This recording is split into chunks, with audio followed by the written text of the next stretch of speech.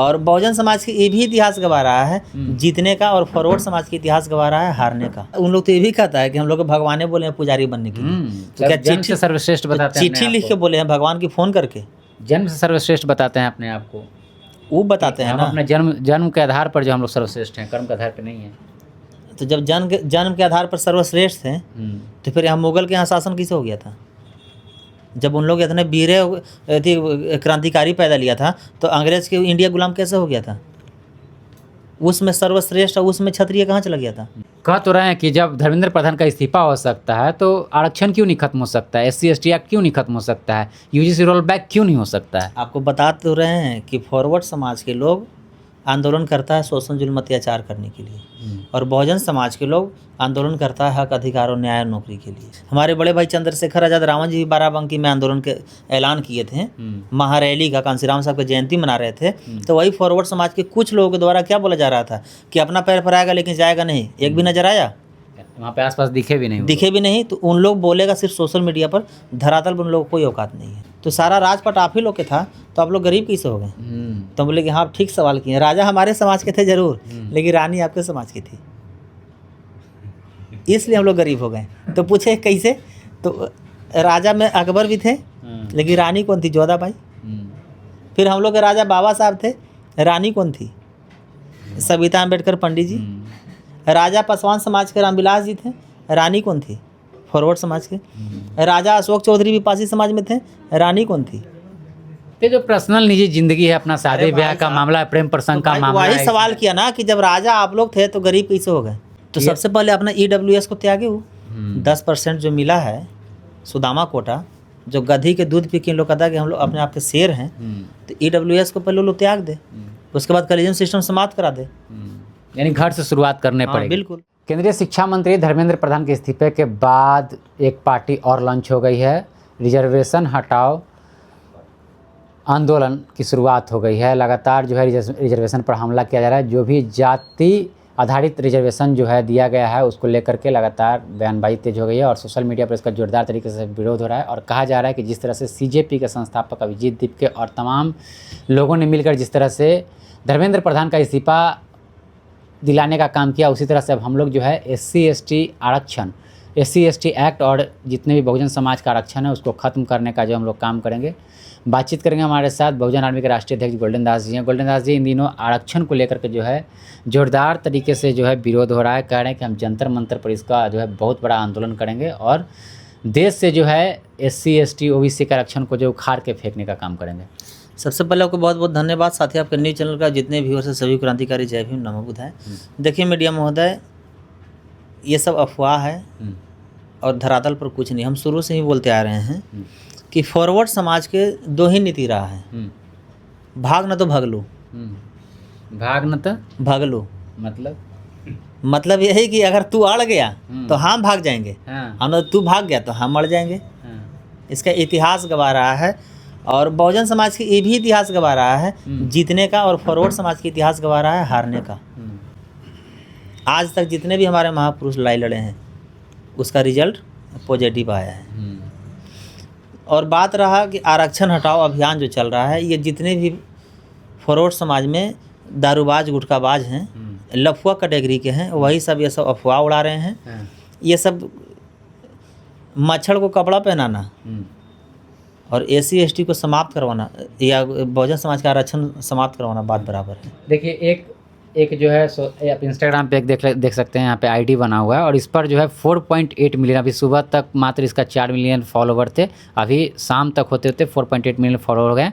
और इसमें दिया गया रिजर्वेशन हटाओ आंदोलन, इस तरह की बातें की जा रही है इसमें। और उसके रिजर्वेशन के जो है विरोध में तमाम पोस्ट आप इस पर जो है नज़र आपको दिख जाएंगे। देखिए मीडिया महोदय, फॉरवर्ड समाज के लोग आपको पता होना चाहिए कि इन लोग सोशल मीडिया पर एक्टिव हैं, और फॉरवर्ड समाज की एक व्यक्ति कम से कम फॉल्स 20 से 50 ID चलाता है, दूसरे जात के नाम पे, दूसरे समाज के नाम पे। जैसे हम लोग बहुजन महापंचायत का ऐलान किए थे, तो उसमें भी रविदास के नाम से, पासवान के नाम से, यादव के नाम से वो लोग गाली दे रहा था और उसका विरोध कर रहा था। क्यों? ताकि कमेंट लोग पढ़े तो ये समझे कि इसका विरोध दलित बैकवर्ड भी कर रहा है। जब उसका जांच हुआ तो 500 नकली आईडी भी सामने आया था, पता है ना। तो उसी तरह ये लोग फॉरवर्ड समाज के लोग एक एक व्यक्ति 100 को आईडी नकली बना लिए हैं और वही 100 आईडी से इन लोग फॉलोवर इतना बना लिए हैं। आपको पता होना चाहिए कि वो मुट्ठी भर उसका संख्या है, क्या हुए थी उससे फर्क पड़ना है। कह तो रहे हैं कि जब धर्मेंद्र प्रधान का इस्तीफा हो सकता है तो आरक्षण क्यों नहीं खत्म हो सकता है, SC/ST एक्ट क्यों नहीं खत्म हो सकता है, UGC रोल बैक क्यों नहीं हो सकता है। आपको बता तो रहे हैं कि फॉरवर्ड समाज के लोग आंदोलन करता है शोषण जुल्म अत्याचार करने के लिए और बहुजन समाज के लोग आंदोलन करता है हक अधिकार और न्याय और नौकरी के लिए। मेरा कहना है कि आरक्षण खत्म होना चाहिए, तो क्या कॉलेजियम सिस्टम खत्म नहीं होना चाहिए? बिल्कुल होना चाहिए। जात पात छुआछूत भेदभाव ऊंच नीच खत्म नहीं होना चाहिए? कह रहे हैं कि जाति जो है खत्म कर दिया जाएगा, सबसे पहले आरक्षण खत्म कर दिया जाए, उसके बाद जो जात को जो खत्म कर दिया जाएगा भारत से। तो सबसे पहले अपना EWS को त्यागे वो 10% जो मिला है सुदामा कोटा, जो गधी के दूध पी के लोग कहता है कि हम लोग अपने आप के शेर हैं, तो EWS को पहले लोग त्याग दे, उसके बाद कॉलेजियम सिस्टम समाप्त करा दे। यानी घर से शुरुआत करने पड़ेगी। बिल्कुल। और EWS का कटअप तो SC/ST के कटअप से भी नीचे जाता है। बिल्कुल। और आपको पता होना चाहिए मीडिया महोदय कि इन लोग हजारों वर्षों से आरक्षण ले रहे हैं। बहुजन समाज के लोग कभी इन लोग के विरोध किया? 75-76 साल से बहुजन समाज का आरक्षण मिल रहा है, तो ये पूरे फॉरवर्ड के मिर्गिया फर्क आ गया है। क्यों आ गया है भाई? पुजारी की बेटा पुजारी बनेगा, तो लोग सर्वश्रेष्ठ हैं, अपने आप को सर्वश्रेष्ठ बताते हैं, सर्वश्रेष्ठ हैं, कहते हैं कि हम भगवान के दिए हुए अवतार हैं। भगवान के दिए हुए अवतार, उन लोग तो ये भी कहता है कि हम लोग को भगवान बोले हैं पुजारी बनने के लिए। तो क्या जन्म से सर्वश्रेष्ठ बताते हैं? चिट्ठी लिख के बोले हैं भगवान की फोन करके? जन्म से सर्वश्रेष्ठ बताते हैं अपने आप को, वो बताते हैं ना। अपने जन्म के आधार पर जो हम लोग सर्वश्रेष्ठ हैं, कर्म के आधार पर नहीं है। तो जब जन्म के आधार पर सर्वश्रेष्ठ थे, तो फिर यहाँ मुगल के यहाँ शासन कैसे हो गया था? जब उन लोग इतने वीर क्रांतिकारी पैदा लिया था, तो अंग्रेज के इंडिया गुलाम कैसे हो गया था? उसमें सर्वश्रेष्ठ और उसमें क्षत्रिय कहाँ चला गया था? कह रहे हैं एक बड़ा प्रदर्शन करेंगे जंतर मंतर में, जिस तरह से धर्मेंद्र प्रधान के लिए हुआ था, करके देख ले। जिस तरह से धर्मेंद्र प्रधान के लिए प्रदर्शन हुआ है, उसी तरह से एक बड़ा प्रदर्शन करेंगे UGC के लिए, और उसके बाद फिर आरक्षण के लिए, उसका SC/ST एक्ट के लिए। तमाम जो बोल रहा हूँ कितना बड़ा बेशर्म है। धर्मेंद्र प्रधान जी के इस्तीफा तो दूर की बात है, आज तक 12 साल में भाजपा के वार्ड सदस्य को उन लोग इस्तीफा दिलवा पाया। और बात रहा कि धर्मेंद्र प्रधान के इस्तीफा के लिए, तो आपको पता ना चाहिए कि छात्र आंदोलन के फाउंडर कौन थे? दलित के बेटा थे। वहाँ नारा क्या था? जय भीम का नारा था। वहाँ लोगों क्या था? संविधान था। तो ये बहुजन समाज के देश है भाई। फॉरवर्ड समाज के लोग मुट्ठी भरे, उन लोग खड़ा भी होगा ना एक साथ भी अगर आ जाएगा, तो हमको नहीं लगता है कि उन लोग कहीं नज़र भी आएगा। और बात रहा फॉरवर्ड समाज का, तो मैं सरकार की भी बात करता हूँ। किसी भी पार्टी या किसी भी राजनीतिक अगर नेता के औकात है तो अपना घोषणा पत्र जारी करता है ना, तो चुनाव से पहले तो घोषणा पत्र जारी करके दिखाए और उसमें एक कॉलम में जोड़ के दिखाए कि मेरा सरकार आएगा तो हम आरक्षण खत्म कर देंगे। मैं लिख के दे रहा हूँ कि उसका सरकार बनने के तो बहुत दूर की बात है, एक वार्ड सदस्य तक नहीं बनेगा, एक मुखिया तक नहीं बनेगा। वो बहुजन समाज की ताकत है, वो बहुजन समाज में पावर है। 10% की उनकी आबादी है, आप लोग 90% है बहुजन समाज, यानी आरक्षण का लाभ जो है 90% वाले लोग उठाते हैं। आप लोग क्या कीजिए अगर 90% वाले लोग, वो लोग तो कह रहे हैं कि हम लोग जो है जंतर मंतर पर बहुत बड़ा आंदोलन करेंगे। उन लोग कर भी नहीं करेगा। उन लोग इतना फ्रॉड हो, उन लोग इतना झूठा कोई है ही नहीं है। हमारे बड़े भाई चंद्रशेखर आजाद रावण जी भी बाराबंकी में आंदोलन के ऐलान किए थे, महारैली का, कांसीराम साहब की जयंती मना रहे थे। तो वही फॉरवर्ड समाज के कुछ लोगों के द्वारा क्या बोला जा रहा था कि अपना पैर फहराएगा लेकिन जाएगा नहीं। एक भी नजर आया? वहाँ पे आसपास दिखे भी नहीं। तो उन लोग बोलेगा सिर्फ सोशल मीडिया पर, धरातल पर उन लोगों को कोई औकात नहीं है। यानी बस यह सोशल मीडिया तक ही सीमित रह जाएगी। बिल्कुल। यानी यह एक बार प्रोपेगेंडा फैलाया जाता है। बिल्कुल। और उन लोग की एक चीज़ और हम बता रहे हैं आपको पता होना चाहिए कि सिर्फ SC/ST आरक्षण के बात आया था तो पूरे देश में भूचाल आ गया था, और पूरे बहुजन समाज के आरक्षण के बात जब आएगा तो अब इससे कल्पना कीजिए कि क्या होगा। अच्छा, वो लोग एक पोस्टर है, आपको हम दिखाते हैं। यह पोस्टर है, और इसमें जो पहले रिजर्वेशन हटाओ और उसके बाद कास्टिज्म हटाओ, बाद में बात कर रहे हैं, जबकि पहले इनको कहना चाहिए था कि कास्टिज्म हटाओ उसके बाद रिजर्वेशन हटाओ। इन लोग पहले बेटी रोटी के रिश्ता करना शुरू कर दे, इन लोग कॉलेजियम सिस्टम समाप्त करवा दे, सामान्य शिक्षा करवा दे, EWS आरक्षण को खुद से पहले त्याग कर अपने से लागू करे, और हम लोग को लगेगा कि नहीं रियल में इन लोग सही हो गया है तो हम लोग इन लोग के साथ आ जाएंगे। लेकिन पहले आरक्षण हटाओ, ये कभी नहीं हो सकता है। जात पात खत्म करने का मतलब कि सिर्फ बेटी और रोटी ही नहीं, नगर पंचायत में सफाई कर्मचारी जो है उसमें सब जात की संख्या होनी चाहिए। आपको नर्स में जो हॉस्पिटल में जो नर्स के जो वो है डिलीवरी वगैरह कराने वाला या गंदगी साफ करने वाला, उसमें भी सब जात के बेटी बहन को हिस्सेदारी होना चाहिए। कपड़ा धोने, जूता सीने, सारा चीज, जूता सिए, पुलिस मारे, कपड़ा धोवे, सुअर चराए, बकरी चराए, गाय चराए, दूध भी दूहे, ना कि खाली सोशल मीडिया में।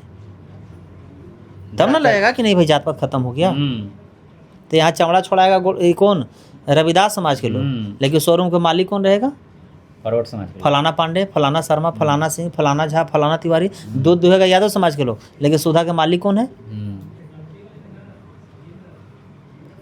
तो लोग जात के नाम पर आप देखते होंगे ये लोग गाड़ी पर जो है अपना अपना जात का टैग लेकर घूमते हैं, और ये लोग जो जाति खत्म करने की बात कह रहे हैं। बिल्कुल, 4 व्हीलर गाड़ी पर लिखवाते हैं राजपूताना, तो फलाना, तो ढेकाना, तो चिलाना।